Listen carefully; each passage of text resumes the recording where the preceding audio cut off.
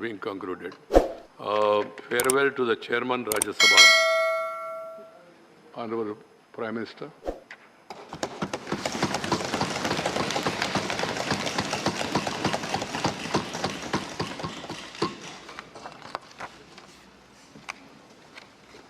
आदरणीय सभापति जी, आज हम सब सदन के सभापति और देश के उपराष्ट्रपति आदरणीय श्री वेंकैया नायडू जी को उनके कार्यकाल की समाप्ति पर उन्हें धन्यवाद देने के लिए उपस्थित हुए हैं।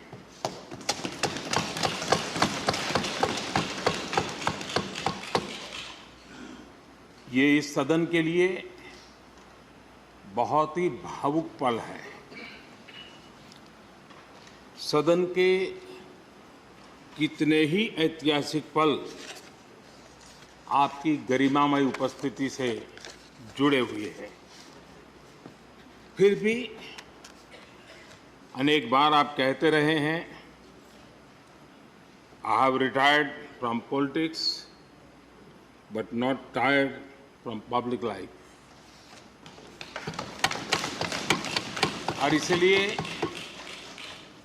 इस सदन को नेतृत्व देने की आपकी जिम्मेदारी भले ही पूरी हो रही हो, लेकिन आपके अनुभवों का लाभ भविष्य में सुदीर्घ काल तक देश को मिलता रहेगा। हम जैसे अनेक सार्वजनिक जीवन के कार्यकर्ताओं को भी मिलता रहेगा। आदरणीय सभापति महोदय, आज़ादी के अमृत महोत्सव में आज जब देश अपने अगले 25 वर्षों की नई यात्रा शुरू कर रहा है, तब देश का नेतृत्व भी एक तरह से एक नए युग के हाथों में है।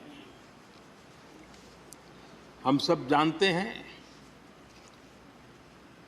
कि इस बार हम एक ऐसी 15 अगस्त मना रहे हैं जब देश के राष्ट्रपति, उपराष्ट्रपति, स्पीकर, प्रधानमंत्री सबके सब वो लोग हैं जो आज़ाद भारत में पैदा हुए हैं।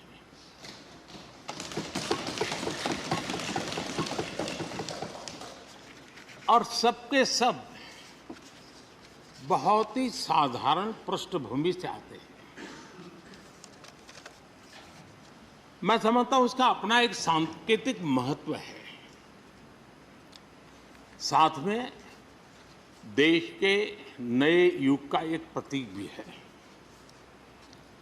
आदरणीय सभापति महोदय, आप तो देश के एक ऐसे उपराष्ट्रपति हैं जिसने अपनी सभी भूमिकाओं में हमेशा युवाओं के लिए काम किया है। आपने सदन में भी हमेशा युवा सांसदों को आगे बढ़ाया, उन्हें प्रोत्साहन दिया। आप लगातार युवाओं के संवाद के लिए यूनिवर्सिटीज और इंस्टीट्यूशंस लगातार जाते रहे हैं। नई पीढ़ी के साथ आपका एक निरंतर कनेक्ट बना हुआ है और युवाओं को आपका मार्गदर्शन भी मिला है और युवा भी आपको मिलने के लिए हमेशा उत्सुक रहे हैं। इन सभी संस्थानों में आपकी लोकप्रियता भी बहुत रही है। मुझे बताया गया कि वाइस प्रेसिडेंट के रूप में आपने सदन के बाहर जो भाषण दिए, उनमें करीब करीब 25% युवाओं के बीच में रहे हैं। ये भी अपने आप में एक बहुत बड़ी बात है। आदरणीय सभापति महोदय, व्यक्तिगत रूप से मेरा यह सौभाग्य रहा है कि मैंने बड़े निकट से आपको अलग अलग भूमिकाओं में देखा है। बहुत सारी आपकी भूमिका ऐसी भी रही जिसमें आपके साथ कंधे से कंधा मिलाकर कार्य करने का भी मुझे सौभाग्य मिला है। पार्टी कार्यकर्ता के रूप में आपकी वैचारिक प्रतिबद्धता रही हो, एक विधायक के रूप में आपका कामकाज हो, सांसद के रूप में सदन में आपकी सक्रियता हो, भारतीय जनता पार्टी के अध्यक्ष के रूप में आपका सांगठनिक कौशल्य और लीडरशिप की बात हो, कैबिनेट मंत्री के रूप में आपकी मेहनत, नवाचार का आपका प्रयास और उससे प्राप्त सफलताएं देश के लिए बहुत उपकारक रही है, या फिर उपराष्ट्रपति और सदन में के सभापति के रूप में आपकी गरिमा और आपकी निष्ठा। मैंने आपको अलग अलग जिम्मेदारियों में बड़े लगन से काम करते हुए देखा है। आपने कभी भी किसी भी काम को बोझ नहीं माना। आपने हर काम में नए प्राण फूंकने का प्रयास किया है। आपका जज्बा, आपकी ये लगन हम लोगों ने निरंतर देखी है। मैं इस सदन के जरिए प्रत्येक माननीय सांसद और देश के हर युवा से कहना चाहूंगा कि वो समाज, देश और लोकतंत्र के बारे में आपसे बहुत कुछ सीख सकते हैं।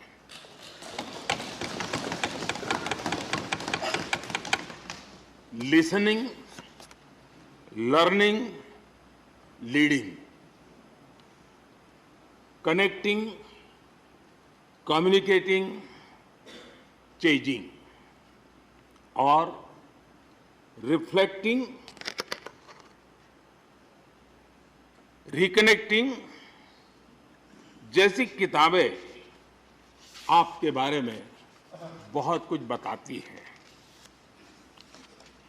आपके ये अनुभव हमारे युवाओं को गाइड करेंगे और लोकतंत्र को मजबूत करेंगे।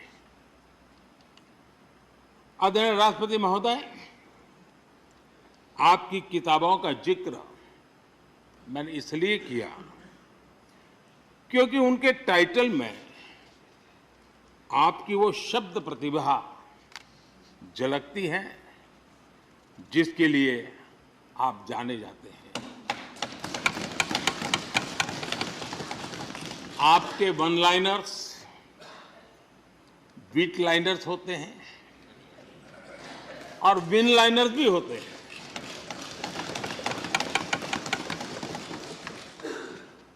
यानी उसके बाद कुछ और कहने की जरूरत ही नहीं रह जाती।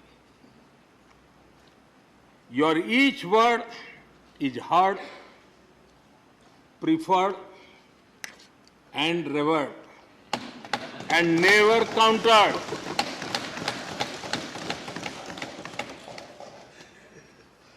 कैसे कोई अपनी भाषा की ताकत के रूप में और सहजता से इस सामर्थ्य के लिए जाना जाए और उस कौशल से स्थितियों को दिशा मोड़ने का सामर्थ्य रखे।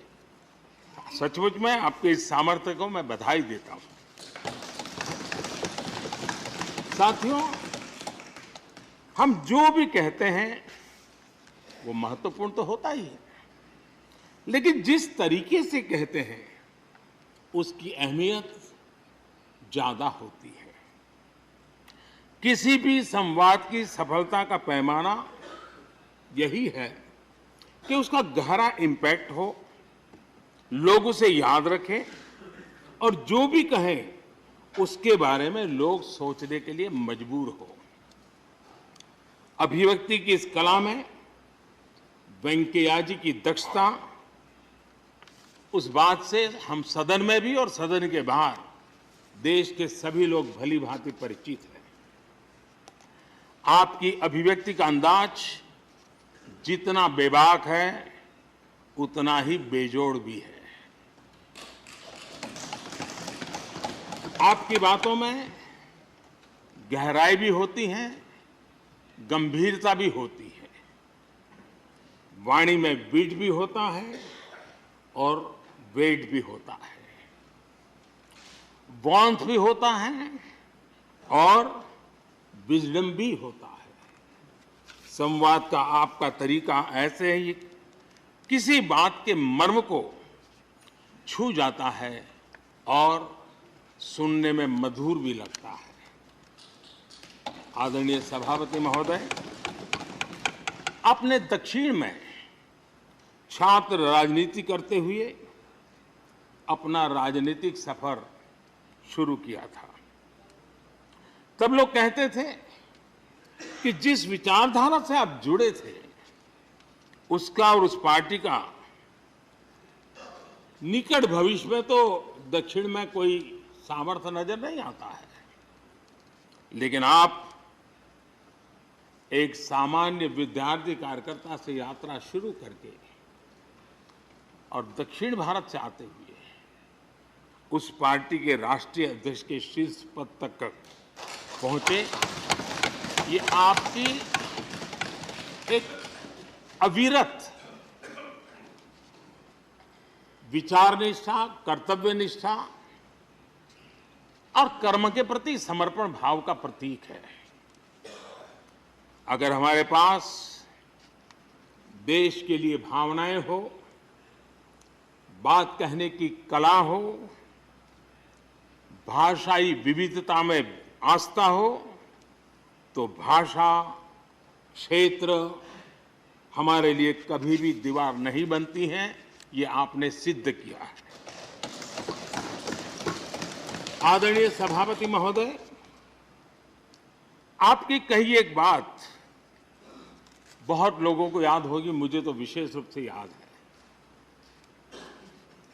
मैंने हमेशा सुना है आप मातृभाषा को लेकर के बहुत ही टची रहे हैं, बड़े आग्रही रहे हैं, लेकिन उस बात को कहने का आपका अंदाज भी बड़ा खूबसूरत है।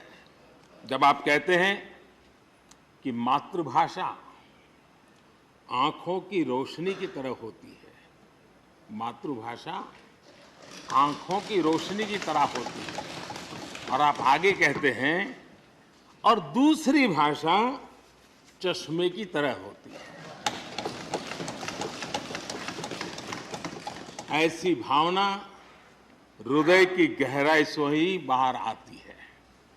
वेंकैया जी की मौजूदगी में सदन की कार्रवाई के दौरान हर भारतीय भाषा को विशिष्ट अहमियत दी गई है। आपने सदन में सभी भारतीय भाषाओं को आगे बढ़ाने के लिए काम किया।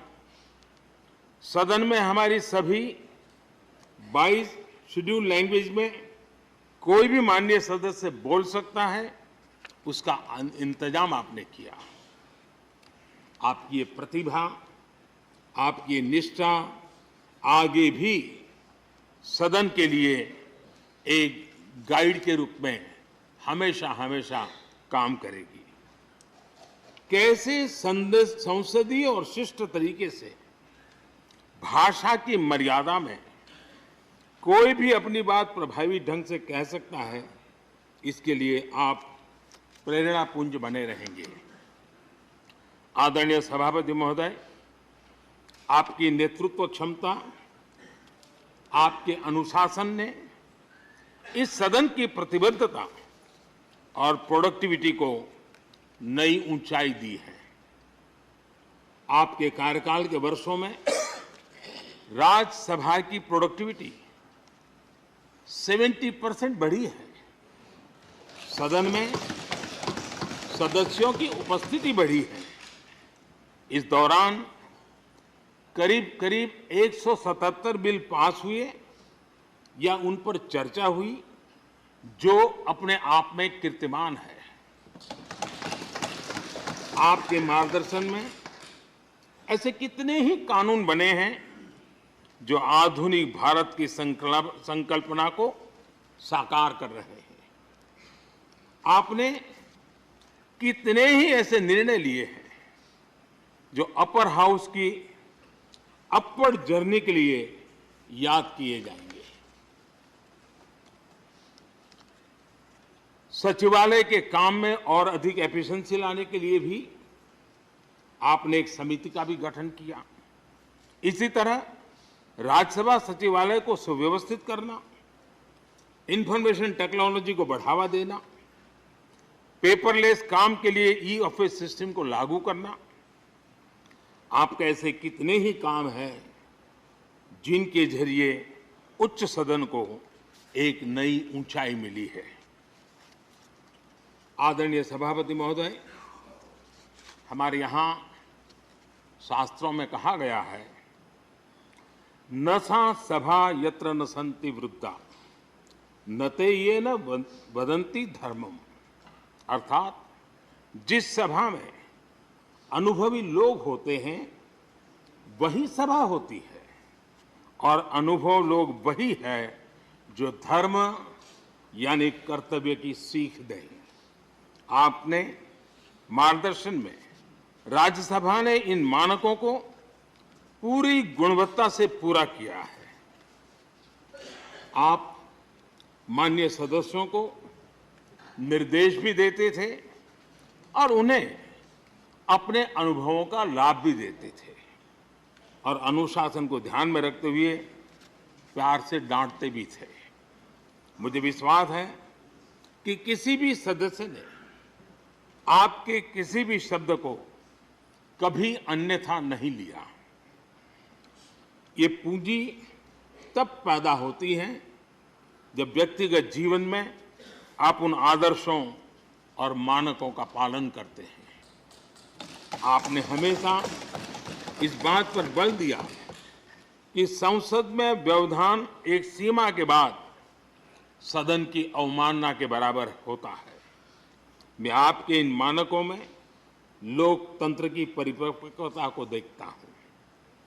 पहले समझा जाता था कि अगर सदन में चर्चा के दौरान शोरगुल होने लगे तो कार्यवाही को स्थगित कर दिया जाता है, लेकिन आपने संवाद, संपर्क और समन्वय के जरिए न सिर्फ सदन को संचालित किया बल्कि उसे प्रोडक्टिव भी बनाया।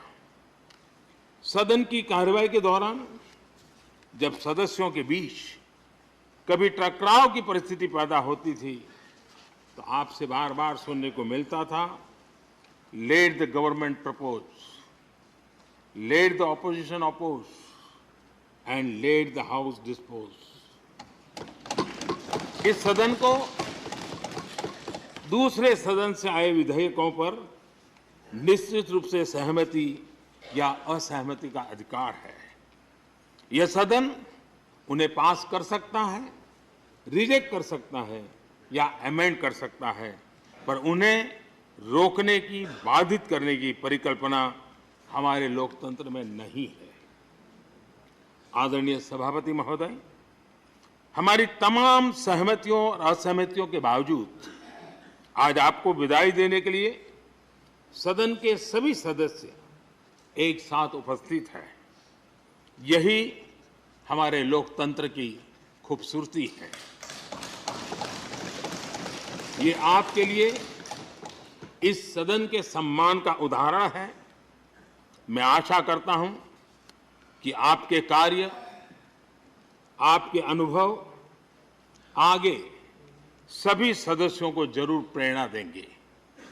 अपने विशिष्ट तरीके से आपने सदन चलाने के लिए ऐसे मानदंड स्थापित किए हैं जो आगे इस पद पर आसीन होने वालों को प्रेरित करते रहेंगे।